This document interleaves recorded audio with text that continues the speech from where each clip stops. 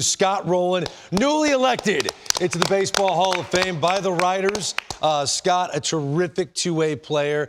Tom did a great breakdown leading up to the big moment at 6 p.m. Eastern. But what do you think of the news? Rolen's in. Well, he was rolling. You know, you could tell that he was getting a lot of momentum. Look, I talked earlier, and I'm going to ask him when we get a chance to talk with him about his barehand play. It seems like every Hall of Famer has a signature play, signature moment.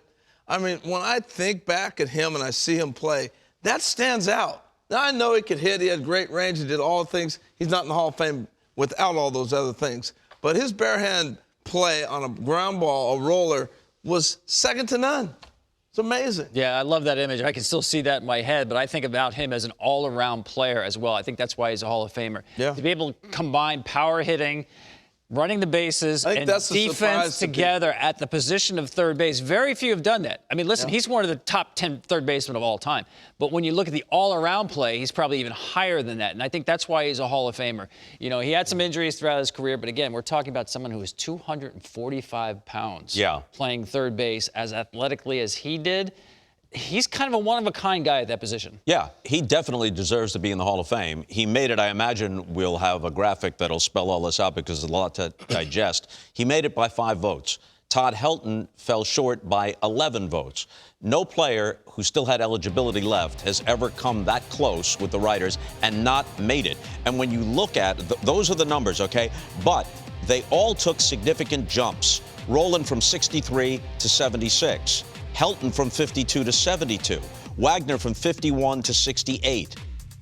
Andrew Jones from 41 to 58. That bodes well for him. Sheffield, 40 to 55. Beltran debuts at 46. We thought he'd be around 50%. I think, all things considered, that's also relatively good news for Carlos Beltran. Jeff Kent took a jump, but still only a third thought he was worthy through 9 years, and now less than half think he's worthy. He'll be remanded to a Veterans Committee, and someday he's going to get in because I think his case is solid. Yep. 1% difference for Alex Rodriguez. Everyone went up. Among those that stayed on the ballot, other than Omar Vizquel, who went down 4 percentage points. You see, you need 10%, make that 5% to stay on, and Torrey Hunter will remain. But you see the players at the bottom of your screen that will not. Bronson Arroyo, R.A. Dickey, John Lackey, Mike Napoli, among those. But again, 5% needed to remain on the ballot.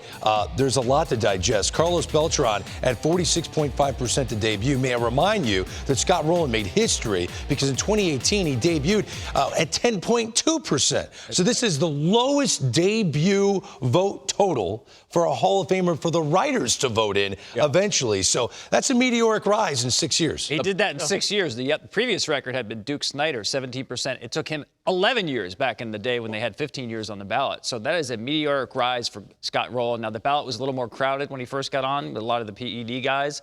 But this was good news for a lot of guys, especially guys like Helton and Wagner, because they're tracking the way that Rolen did.